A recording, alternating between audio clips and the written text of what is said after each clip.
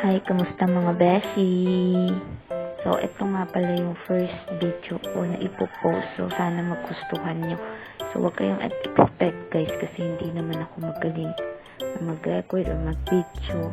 So, huwag kayong mag-expect ha. Pagkagising ko, madalas ang una kong ginagawa is nag-uungat ng katawan. Siyempre, pagkising natin, di wala pa tayo sa sarili natin. So, kailangan mag-unat-unat tayo para naman magising yung tiwa natin. So, yan. Pagkatas ko mag-unat-unat, ang sunod ko naman pinuntahan is yung laba ko kasi pagkagising ko talaga gusto ko naghihilamos kasi ma-oily yung mukha ko. Ma-oily talaga akong tao. So, dati lagi ako talaga nagkakatigyawat. Kaya yan, and then nag-toothbrush na rin ako pagkatas ko maghilamos. So, mostly kapag gigising ako, naliligo ako agad. Pero ngayon, nag-decide ako na wag mo nang maligo kasi naligo naman ako kagabi. Pag uwi ko na lang kasi naalala ko na aalis din naman ako para magbayad ng ilaw sa meral ko. So, dyan, nagpipili na ako ng mga susuotin ko. Pag namimili ako ng damit or ng susuotin, I make sure na simple lang and komportable. So, madalas na sinusuot ko is t-shirt, pantalon, tokong, so yun. Pagkatapos ko magpalit ng damit, nag-ayos na ako ng sarili. Siyempre, hindi naman tayo pwedeng lumabas na sabog tayo ng mukhang bagong gising. So, nagsuklay-suklay na ako dyan. Hindi yung tinali ko lang sa sarili ko is ponytail. Para simple lang. And, naglagay din ako ng lip tint. Siyempre, para naman hindi tayo mukhang patay dun, no? Pag lalabas tayo, may kulay naman tayo kahit papano. So, yun. Yan yung lip tint na ginagamit ko. So, bigay lang yan, guys. Bigay. Charot. So, yan. And, nagpulbo-pulbo na rin ako niyan. And then, nagpabango ako. So, hindi ako madalas magpabango, guys. Pero yan yung pabango, ginamit ko na siya. And, bigay yan sa church namin, guys. Thank you po sa simbahan namin. So, sana po sa ulitin, manalo po ako ulit. Thank you! So, yan.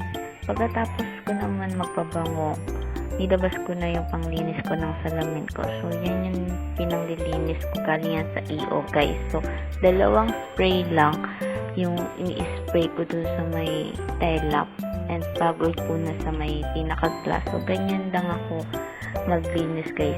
Nilinis ko yung glass and din sa ilong. So, yun na yung kailangan ko or importante sa akin. Hindi ko alam kung tama yung paglinis ko pero ganun ako maglinis. So, dapat araw-araw yan nililinis.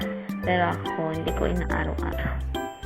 Para matipid sa spray, guys. Dalawang spray nga lang ginagamit ko or ini-spray ko doon sa tele. Para makatipid. Kasi malinis naman siya, guys. Nilinis ko siya ng orange na tela everyday. So, yung spray lang talaga yung hindi laki. So, pagkatas ko siyang gamitin or pagkatas ko silang gamitin, binabalik ko sila agad sa nilalagyan ko or sa tamang lagayan nila para kapag gagamitin ko na sila ulit, alam ko saan ko sila kukuhain. Pati mga pamangkin ko, guys, sinasabihan ko yan, pag gagamit kayo ng gamit ko, ibalik nyo sa pinagkuhanan nyo para kapag gagamitin ko na, alam mo kung saan siya kukuhain. Hindi ko nahanapin pa kung saan kasi ayoko ng ganun, guys. Gagamitin ko. So, guys, ganyan ako pag nagpapalit. So, inayos ko talaga, guys. Pero mamaya magulo na yan. Charis. So, yung binalik ko na yung suklay ko, yung salamin ko, and then yung pang-spray ng salamin ko. So, pagkatapos kong itabi yung mga gamit ko, nag-decide na rin ako na umalis na para maaga ako makauwi. So, yan. Sinarado ko muna yung pinto. Ito ng kwarto namin. Alam niyo, guys, tuwan-tuwa ako dito. Edit ko ito. Hindi ko alam kung bakit. Pero natutuwa ako. Piling ko ang ganda na niya. So, yan. Diba, guys? Parang ayos-ayos niya kahit hindi naman. So, yan. Pagkalabas ko ng bahay, naabutan ko agad. Ito, ang ganda ng rose niya. And ito rin, binigyan ko siya ang ganda. So, ayan yung street na madalas kong nilalakaran pag sasakay ako or pag-aalis ako. sinakyan ko lang dyan is papuntang Star Mall, San Jose del Monte.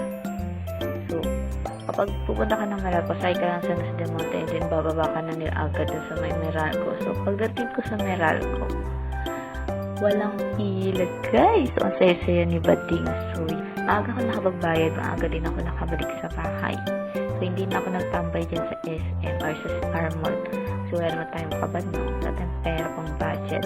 Pag uwi ko, naabutan ko yung kuya ko na nanungkit ng mangga.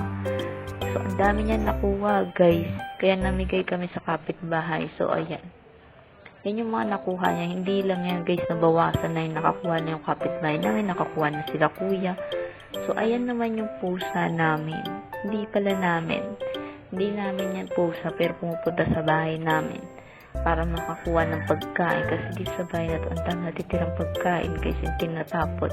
Kaya silang mga pusa, madalas sila, ang dami nila dito. Pagdating ng hapon, nagtumambay naman kami dito sa may terrace namin. Kami ng mga pamangkin ko ay nagkukwentuhan ay nag-aasaran. So, madalas namin yan. Expect nyo na yun sa pamilya namin. So, pagkagabi, so, nagtatanggal na sila ng mga labahan.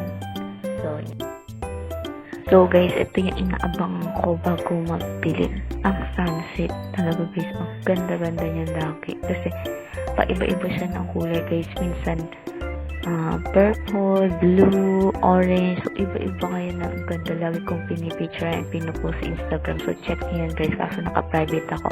So, ngayon guys, bye-bye na. See you next time. Love you ulit.